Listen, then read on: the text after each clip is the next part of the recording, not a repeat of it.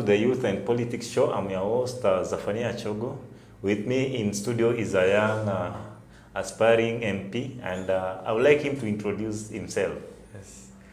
My name is Joshua Gitenge. I am a candidate for MP Kasarani constituency in these elections, and I'll be vying under the party Safina Party. We shall be going to Parliament under Safina, and I'm urging all citizens of Goodwill and all residents of Kasarani to rally behind this movement. Okay, for those of you who are not aware, Safina Party is led by one Jimmy Wanjigi. Jimmy Wanjigi, as you all know, is a man well versed in business, and in this time round is contending for the presidential. Is a presidential candidate. So, Mr. Gitenge, why do you contest for this seat, and yet you're so young? You know, in this age, the 21st century, Yes. when people are planning on how they will go to Mars, when individuals are actually funding space trips kwa moon, wasanaenda kwa moon, Yes. wakati watu wengine wana build their own artificial sun in China. Yeah. And here in Kenya, we're discussing about trash. Tunaongelea maneno ya sijui vijana wanauliwa, tunaongelea vijana ya chakula, maneno ya chakula, tunaongelea maneno ya basic needs. Corruption. These things should have been eradicated 10 years ago or even 60 years ago. We're talking about them today. Alafu nikiangalia the leaders who are meant to save this country, I just can't see anyone who's going to save this country. And so I have to take it upon my hands. I have to ensure my generation wameamka. We are awake and aware of what is going on, and that we are going to fix the country. And this is how we begin. That is why I'm running for this seat. Because we need to fix the nation. Okay, so Mr. Gitenge, as you are all aware, my viewers, the thing is, Mr. Gitenge is not he's a very youthful man. Actually, he's 20 years old, which should be encouraging. Yeah. And what are some of the leadership skills that you have garnered so far in your life that makes you fit for this seat? You know, one thing I know for sure is that I am a man of integrity. Because that is the key, that is something very key if you want to be a leader. Integrity. A man of vision. Yes. That's one thing I know about myself. Sometimes ninakaa kwa matatu when I'm going to Roysambu. Yes. Napitia hapo maji mazuri. Yes. And I see the trash, and I can picture nikiona hiyo takataka. I'm picturing a clean Kasarani. A Kasarani that has very beautiful sidewalks. I have a vision for a Kasarani that is a residential hub. A place where people live in a clean environment, a green environment, a place where they can love to be there. That is the vision that I have. Those are the two key things I believe I have. I have a plan as well. A concrete, solid plan, a manifesto on how we are going to develop the country, on how we are going to develop Kasarani, on how we are going to make it easy for people to do business within the borders of Kenya. Those are the qualities I believe as an individual I have garnered throughout my whole life. My mom never taught me how to steal. She never taught me how to lie. Actually, that is a problem that most of the leaders in Kenya today are facing. Most Exactly. of them just want to take everything from the public coffers and put it in their pockets. You know, that's where we go wrong. Because again, we elect criminals. Blatant criminals, people who have stolen in the past. We have seen them in scandals. We have seen them talk badly. We have seen them misuse youths to destroy property. Yes. These are the people we're electing. And these people are not going to do anything for us. Someone who's spending 50 million to get a job where he's going to get 700,000 per month, that's a criminal, because he's going to steal that money to recover. He's not going to spend 50 million and just go away. He's going to recover it. Sure. So we have so many criminals, including the incumbent right now in Kasarani. Yes. Yeah. And talking of the incumbents, what do you think the incumbents have failed to do so far? Everything. On a scorecard of grade A to E, in fact F, I can give them an E probably. Sure. Just 1 mark wamepita F. By 1 mark now wamepita F. Because one thing, The it's very funny. The incumbent promised us quality education. One. The incumbent promised us a clean Kasarani. She promised us a safe Kasarani. She promised us jobs. She promised us to fight for us. But I have seen absolutely nothing. She has done the bare minimum. Na siwezi kaa chini atulie maneno endelee kwenda hivyo. Because again, the one who's before her, Mzee Buka, Yes. he failed miserably. He gave us schools only, which I can give him a grade C for that. He gave us only schools, and those schools are producing ladies and gentlemen who are getting D minus, C minus, who are getting E's and F's, and they have nowhere to go. He gave us schools, but nowhere to go. Those, school is a basic right. So I cannot say that it's in fact, I'm happy he gave me that. I'm not happy because that is my basic right. I deserve it. I'm not going to say thank you because he built schools. And we deserve it. Mr. Gitenge, since you are also a student, yes, what are some of the challenges that you think the Kenyan youths are currently undergoing as they... Student debt. Let's talk of the help loan, actually. Exactly, that's help. Yes. Student debt. That thing is derailing our country. Because one thing is that we have a deficit of, what's it called? We have something called unemployment, sorry. Yes. We have unemployment. And unemployment is on the rise because we have ladies and gentlemen who have very good grades but nowhere to go and huge debts to pay. The moment they get a job, the income goes towards paying the debt, and that does not grow the economy. They don't have disposable income. They don't have money to create more jobs. They don't have money to start businesses. They don't have money to live a lavish life. They don't have money for basic needs. Student debts are killing this country. In other countries, they are paying people to learn. They're giving you a stipend to learn. And in Kenya, they are making it very difficult. In fact, they are raising the grade for you to get into campus. That's one. In fact, they're making it very, very hard for you to graduate because every now and then the debt inaongezeka. You might be enjoying it right now, but in the next 5 years, ukianza kulipa deni, things are going to be very tough. And we need to look at that. One thing we need to do is to scrap student debt. That's one thing we need to do as a country. Okay. Scrap it off. Make sure as a country, our young people are learning for free in university. The government can give you a grant, you learn without interest on the money you've used to learn, or just pay it for free. That will be so fantastic. In fact, it will increase the number of people with degrees, the number of people who are learners, the number of critical thinkers in the country, and then you're going to get more innovation. And Mr. Gitenge, do you think the school bursaries are doing us any good? I think school or is bursaries there a fair disbursement? School bursaries are doing really well. That's one thing. The problem is in the disbursement.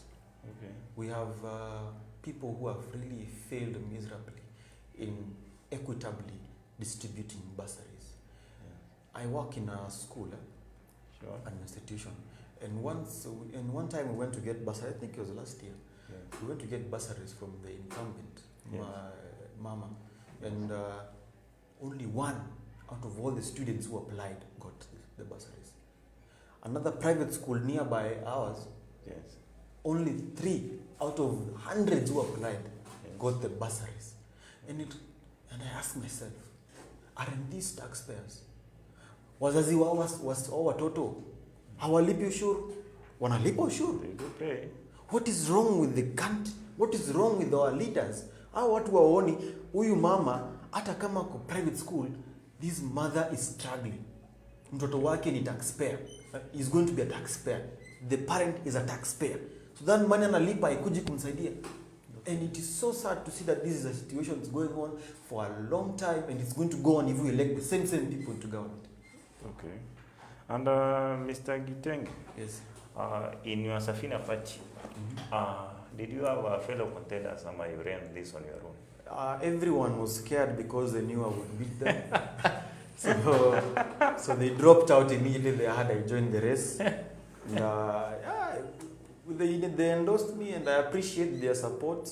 Okay. The party is very democratic, And I can, for one, tell you this is a party you should associate with. Safina iliokoa a generation before. It saved a generation during Noah's time. And it is going to save this generation again. It is going to save us. Sure. So, in your party, did you have in the various party nominations that are ongoing? Yes. You have seen that most of them, even the flag bearers, are having a problem with choosing the vice. In your party, have you so far chosen the... we have very good and credible candidates for the deputy president who are going to assume office immediately. They are waiting confirmation, actually. Maybe you can tell us the contenders. I think I will wait for my president to do that. Okay. He reserves that right. Okay. President Jimmy Wanjigi will address the nation in a couple of weeks, and he will tell us who the next deputy president awaiting confirmation will be. On August 9th, we shall go to certify that and have the next president of the country, Jimmy Wanjigi.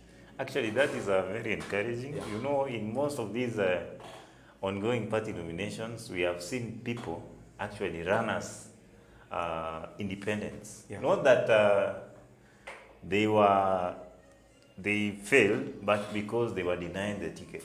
It's true. And I think that is really drawing a very bad image. Yeah, it's called the big party syndrome.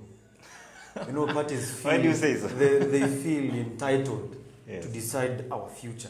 And now they just feel, you know, this is a good friend of mine, so let's give him a ticket. This guy has money, he's bought the ticket probably, so we give him a ticket. I've seen so many funny characters running for governor, running for MP. Extremely funny characters being considered. Even the thought of considering them as deputy president, my goodness. I think we have an integrity issue at hand. Serious problem. And in fact, the ESCC, I read in the papers, they were saying integrity is not in the play right now. IBC will determine who runs or who does not run. That means ESCC left us to the wolves. They left us to the thieves, the money launderers, the liars, the serial liars, the people who have stolen from us for ages, the people who have made Kenya derailed until right this moment to eat us up. They have left us. Actually, in that part, we have seen some of the contenders. You see, if they are IBC, for example, bars them from running in Nairobi. But they won't do that. They just go to other parties. But is that even you know, they won't even them run. Competence is the highest levels. I'm telling you, it stinks. How do you rate? How do you let someone like Waiti to run? Previously impeached. Okay. You let him run again. Sonko, previously impeached. Actually, talking of Sonko, I was watching this show. He moved to Mombasa seat. Yeah, I just is that even legal? It is allowed. It is allowed. But the fact, my problem is this man was impeached. Yeah. He was impeached. That means there was a probable cause for his removal. Unless proven otherwise, there was a probable cause for his removal. And I don't see any reason he should be on the ballot. If you stole public resources, you know that is in the chapter 6, part of the Constitution. Yeah. If you violated the Constitution, if you stole public resources, if you money laundered public office. Exactly. If you did any of those, you should not be anywhere near power. Anywhere. Yes. But these people are in fact sitting on top of power. They are in fact chasing power. They are in fact wielding power as they speak. And it's so unfortunate that the government of the day, the independent institutions of the day, IEBC, led by Wafula Chebukati himself, is asleep. Okay, and talking of this, what do you think of your fellow MP contenders? Such jokers. Do they have jokers. Do they ever say this? Let me tell you something. Yes. My fellow competitors, yes, I haven't seen anyone with a plan to save Kasarani. None, not even one. All I'm hearing is the fifth is this guy, Ruto. The fifth is Raila Amolo Odinga. I'm not seeing any discussion on how we are going to clean up Majimazuri.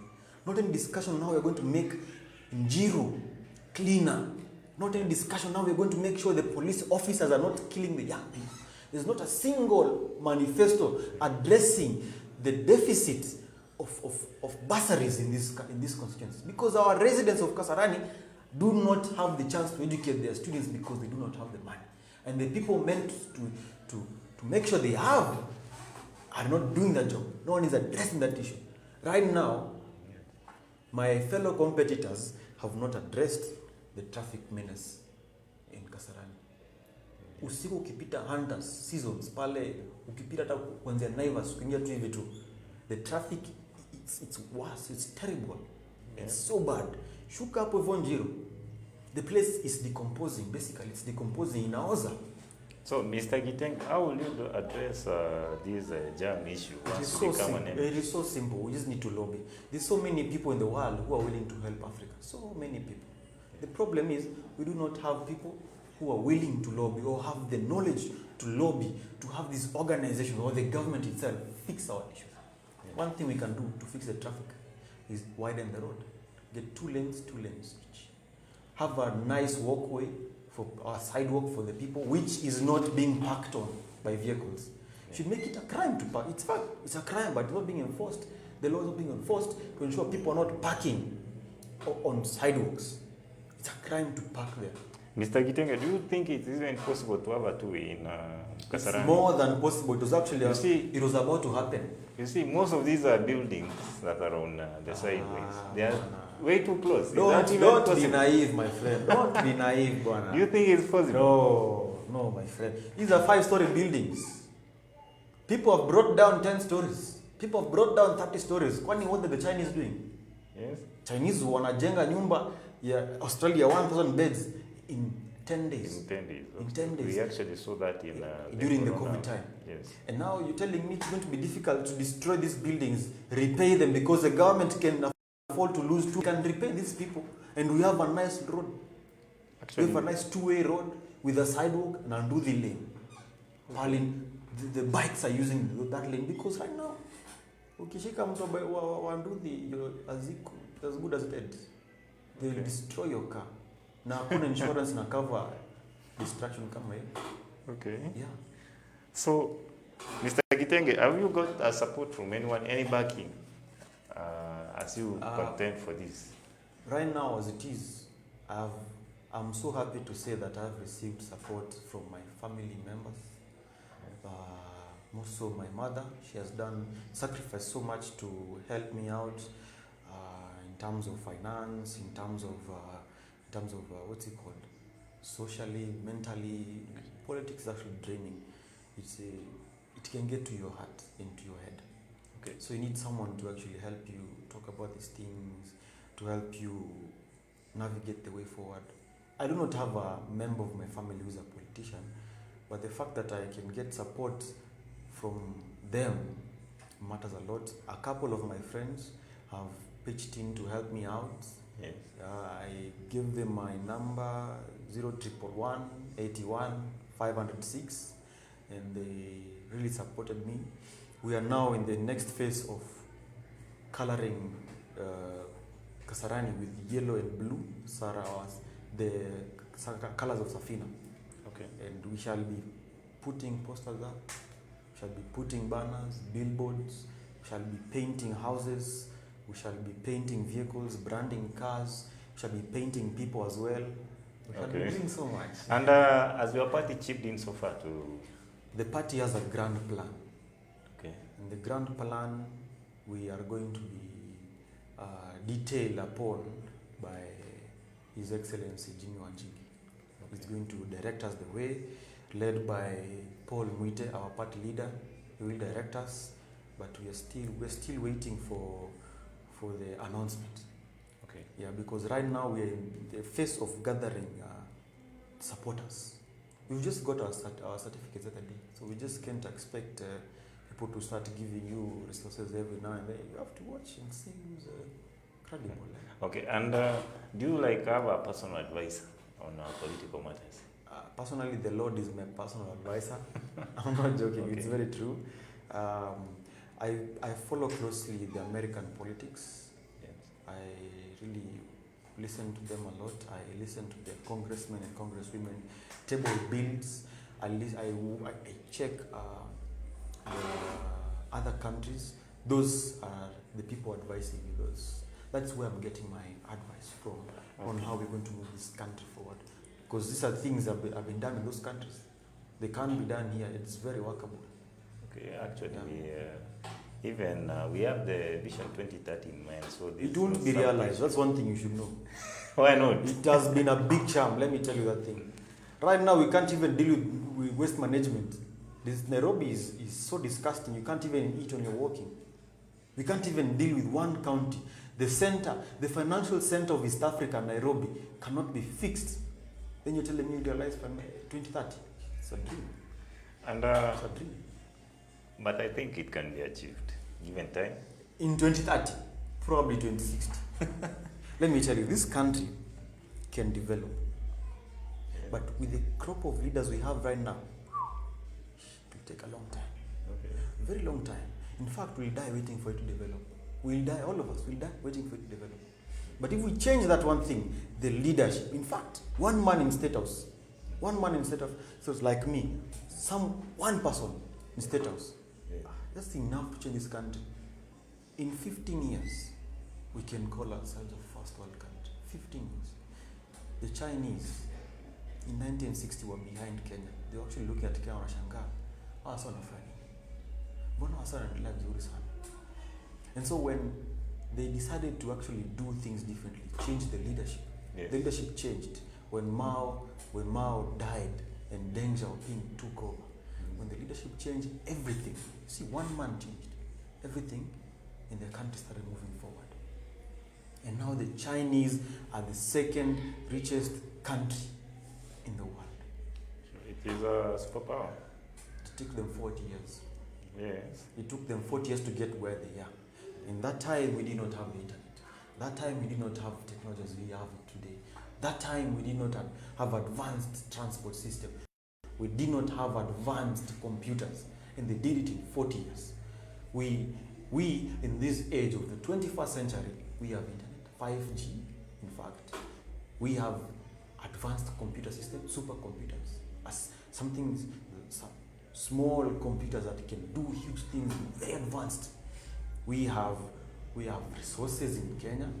We have the manpower. We have the will. But we lack the leadership. If we fix that one thing, it's going to take us 15 years max to develop. We're first world country. 15 years. Okay, and Mr. Gitenge, are you a political project? Are you in to spoil the votes? When I hear such rumors, yes. I begin to wonder. So much. What is wrong with the mentality in Kenya? In Africa, who claims who's this peddling such rumors? Yes. Yeah, these are big rumors. But I can neither confirm nor deny that those are in fact rumors that are true or false. Okay. I will not confirm nor deny. We leave it up to you. And lastly, what are the challenges that you are facing or that you have faced so far in your political journey? As it is right now, as a young man, people usually ask, kama niko na bibi. And they take it very personally to see that I have a wife. I don't know how it matters that I have a wife. And such kinds of sentiments usually, they derail the vision because people think that because you're a family man, you will work for us. Second, resources. Okay. The millionaires, the CEOs of this country have invested heavily in plastering Kasarani bread. The incumbent, with all the alleged stolen resources of the people of Kasarani, precisely bursaries, the allegations being peddled, claiming that she has stolen bursaries, are peddling her candidature as well. They are moving her candidature forward, and it is so sad to see that happening. Those are things that we are facing, in fact, as young candidates. Because again, people don't take us seriously. I think we're just wasting time. People don't believe that we can actually do things. They bank heavily on age, because with age, they say, comes experience and wisdom. But history has proven without reasonable doubt that with age doesn't necessarily mean it comes with wisdom nor experience. It could mean experience in a foolish manner, or doing things in the wrong way. And so I do not advise anyone to follow or to bank on a candidate based on his age or his gender, so on and so on. Those are basically the kinds of issues we're facing. And I really pray we get through this and get to Parliament, regardless of the speed bumps.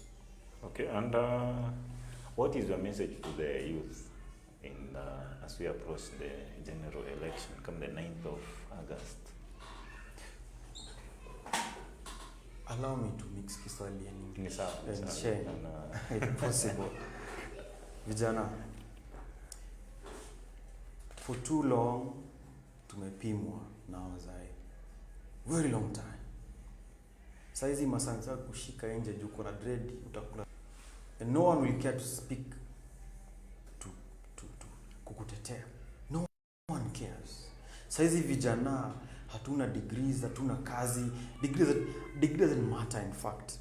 We don't have a place to nurture our talent. Hakuna business zaenda juu unacheza futa usaidike. Hakuna business zaenda juu una act usaidike. Hakuna business zaenda because you are a good artist usaidike to develop your talent. No place to even nurture your swimming talent. Yet the people who claim to support si vijana wako kwa balo tena mazi. Asana tuchocha vibaya. Saizi vijana tunaumia. Mam amekulipia fee. Nataka niongee kwanza na wewe mam pale. Umelipa fee, wewe na dadi umelipa fee for 20 years. Kijana na msichana wakaenda primary 8 years. Wakaenda 12 years. Wakaenda high school 4 years, wakaenda campus 4 years. Sasa hivi maliza wanapatiwa kazi mtaani. Kazi mtaani, surely kazi mtaani. Is it what we really deserve? Kufagia mtaro, kuchimba mtaro, wakati vijana our leaders wako abroad, they're in London, they're in USA, they're in New York, they're in Dubai making money. Your son, mom, daddy anafagia barabara. Alafu unaambiwa mtu anakutetea. Shame on you if you believe in these guys. And I'm asking all the youth, all the citizens of Kasarani, everyone who is a citizen of goodwill, to rally behind Joshua Gitenge.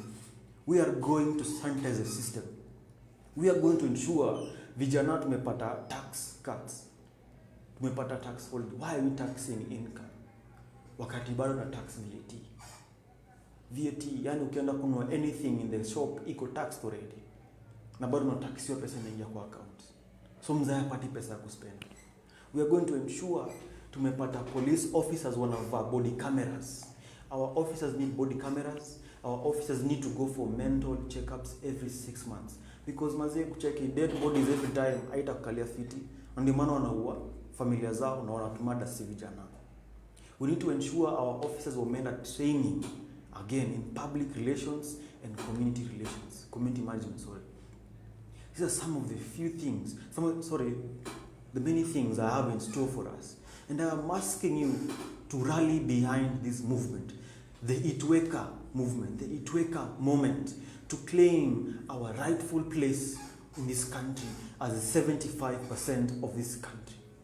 We, the youth, deserve the place in parliament, deserve the place in government, and we are going to take it regardless of the speed bumps.